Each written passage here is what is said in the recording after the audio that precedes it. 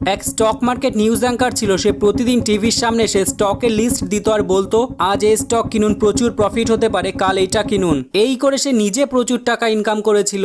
কিন্তু সে stock recommend করে কি করে ইনকাম করত? আসলে সে নিজে একদিন আগে কিছু স্টক কিনে রাখতো আর পরের দিন সেই স্টকগুলোই টিভির স্ক্রিনে দেখাতো আর সকলকে স্টক কেনার জন্য রেকমেন্ড করত। ফলে প্রচুর বাইং এর জন্য স্টকগুলো কিছুটা উপরে উঠলে সময় বুঝে ওই নিউজ অ্যাঙ্কার তার স্টকগুলি বিক্রি করে দিত। খবরটা পাবলিক হওয়ার সাথে সাথে ওই পার্টিকুলার স্টকগুলো প্রচুর ডিপ করেছিল, যেখানে প্রচুর মানুষের লস হয়। ইন্ট্রাডে ট্রেডিং বিগিনার্সদের জন্য এক্সট্রিমলি ডেঞ্জারাস। এই ট্রেডিং এ 90% ট্রেডারের আলটিমেটলি লস হয়। নাম থেকেই বোঝা যাচ্ছে একই দিনের মধ্যে শেয়ার কিনে আবার বিক্রি করতে হবে। এইটা খেয়াল রাখবেন। প্রতিদিন যেহেতু বায়ার সেল করবেন সেহেতু ব্রোকারেজ চার্জ দিতে হবে। প্রতিটা স্টক ব্রোকার আলাদা আলাদা চার্জ করে। দেখবেন যেন প্রফিটের থেকে ব্রোকারেজ চার্জ বেশি দিতে না হয়। আজকের ভিডিওতে বেসিক রুলসগুলো শিখবো, পরেরটা ইনডেপথ স্ট্র্যাটেজি জানবো। So let's get started. Number 1, choose liquid stocks.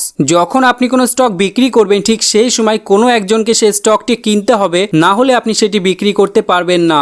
Intraday trading a market বন্ধ হওয়ার আগে আপনাকে শেয়ার কিনে আবার ওই একই দিনের মধ্যে ওই শেয়ার সেল করতে হবে। সেহেতু একটু কেয়ারফুলি স্টক সিলেক্ট করতে হবে, না হলে বিপদে পড়তে পারেন। আর এখানে আসে লিকুইড স্টক। সোজা কথায় লিকুইডিটি মানে কোনো একটি পার্টিকুলার স্টক কেনা বেচার জন্য মার্কেটে বা স্টক এক্সচেঞ্জে প্রচুর বায়ার বা সেলার আছে।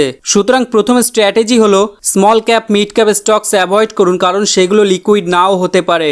তা না হলে হাই পসিবিলিটি আছে শেয়ার স্কোয়ার অফ করার পরেও ট্রানজ্যাকশন কমপ্লিট না হয়ে সেই শেয়ারের ডেলিভারি ট্রেডিং হলো। কোনো শেয়ার সেল বা বিক্রি করাকে intraday trading A square of বলে। আর একদিনের বেশি শেয়ার যদি হোল্ড করা হয় তাকে ডেলিভারি ট্রেডিং বলে।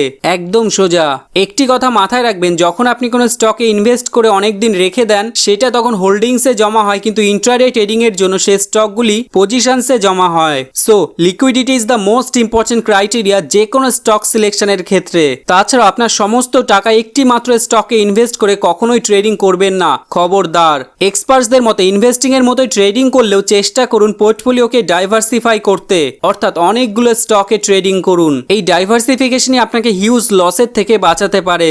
ইন্টারনেটে ইন্ট্রাডে ট্রেডিং এর অনেক স্ট্র্যাটেজি শিখেছেন, কিন্তু বেসিক জিনিসগুলো আমরা অনেকেই মিস করি, আর এই লিকুইডিটি তার মধ্যে একটি। নাম্বার 2, অলওয়েজ সেট এ স্টপ লস লেভেল। ধরুন আপনি XYZ নামের একটি কোম্পানির স্টকে ট্রেডিং করছেন যার দাম 550 টাকা প্রতি শেয়ার। এবার ভাবছেন আজকের মধ্যেই দামটা আরেকটু বাড়বে। তখন আপনি 100টা শেয়ার কিনলেন 55,000 টাকা দিয়ে, কিন্তু স্টক ওপরে না গিয়ে নিচে নেমে আসলো 550 থেকে 500 টাকায়। কয়েক ঘন্টার মধ্যে আপনার 5,000 টাকা লস হলো, কারণ 100টা শেয়ার যদি 50 টাকা করে লস হয় তো এটাই হবে।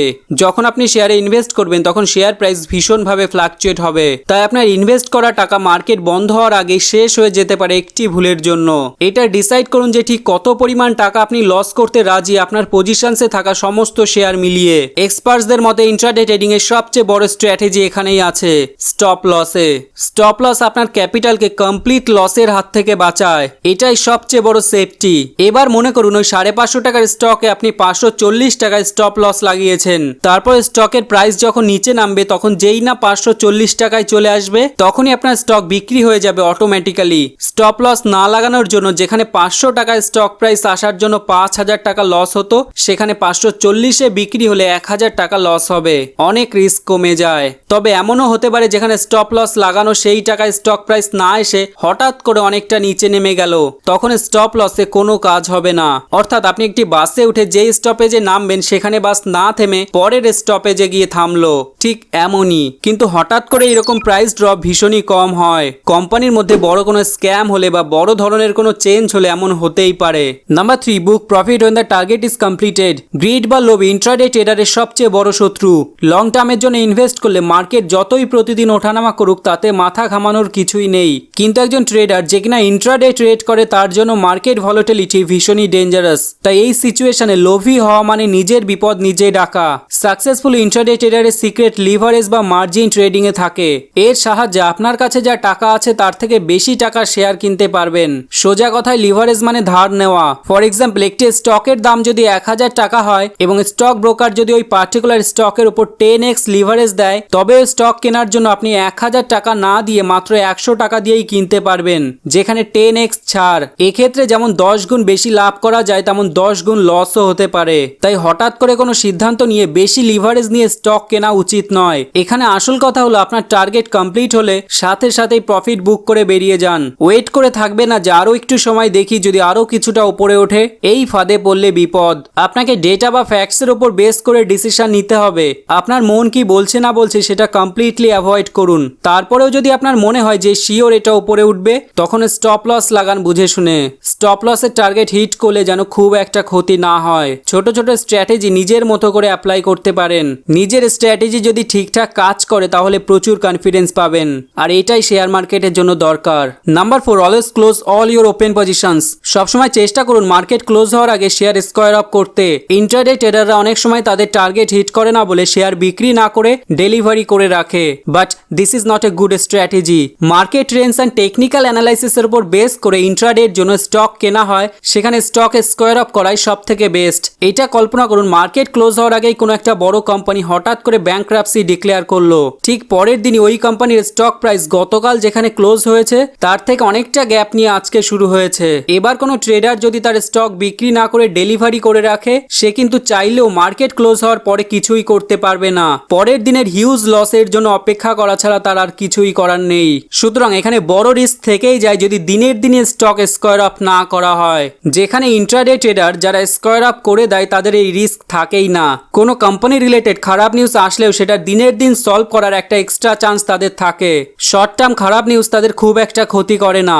এর জন্য ইন্ট্রাডে ট্রেডারদের সবচেয়ে বড় ডিসঅ্যাডভান্টেজ হলো মার্কেট খোলা থেকে বন্ধ হওয়া পর্যন্ত সব সময় তাদের স্ক্রিনের সামনে থাকতে হয়। তারা ওভারনাইট রিস্ক থেকে তাদের ক্যাপিটালকে বাঁচাতে পারে, যেটা সুইং ট্রেডিং এ প্রচুর দেখা যায়। সুতরাং ডেলিভারিতে কনভার্ট করার আগে স্টকের ফান্ডামেন্টাল স্ট্রেংথ চেক করুন। তার সাথে এটাও দেখুন যে এই কোম্পানিতে বড় কোনো রকম প্রবলেম হচ্ছে কিনা, কারণ কোম্পানি ব্যাংক্রাপসি হলে হঠাৎ করে কিছুই হয় না।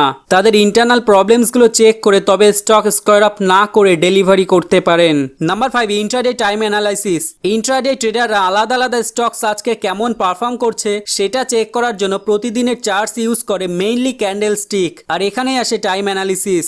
Short term price movement analyse করার জন্য ট্রেডাররা ডেইলি চার্টস সবচেয়ে বেশি ব্যবহার করে। কয়েকটি পপুলার ডেইলি চার্টস যেমন hourly charts, 15 minutes, 5 minutes, 2 minutes charts. এটা ডিপেন্ড করে ট্রেডার ঠিক কোন টাইম পিরিয়ড অ্যানালাইজ করতে চান। বেশিরভাগ নতুন ট্রেডার এই চার্টসকে কম্পিউটার বেসড অটোমেটিক চার্টস মনে করে। ভুলেও এই মিস্টেক করা যাবে না। ইনফ্যাক্ট প্রথম স্টেপই হওয়া উচিত এই ক্যান্ডেল স্টিক বা অন্যান্য চার্টস গুলো ভালো করে বোঝা, কারণ ইন্ট্রাডে ট্রেডিং মানেই টেকনিক্যাল অ্যানালাইসিস। কোম্পানি বড় কি ছোট এতে কোনো প্রবলেম নেই। যখন ইনভেস্টিং করব তখন ফান্ডামেন্টাল অ্যানালাইসিসের উপর রিসার্চ করব, এখন না। তাই টাইমের সাথে টেকনিক্যাল অ্যানালাইসিস ব্যাস। Number 6, eliminate loser stocks from portfolio. এমন কোনো গ্যারান্টি নেই যে কোনো বড় একটা ডিপের পরে স্টক প্রাইস বাড়বে। ট্রেডিং বা ইনভেস্টিং এর ক্ষেত্রে প্র্যাকটিক্যাল হওয়া এক্সট্রিমলি ইম্পর্টেন্ট। শেয়ার মার্কেটে কোনটা পসিবল না এটা জানতে হবে। স্টক স্কোয়ার আপ করে ডেলিভারি করার পরেও যখন সে স্টক বাজে পারফর্ম করছে তখন দেরি না করে যত তাড়াতাড়ি সম্ভব নিজের ভুল স্বীকার করে সেল করে দিন।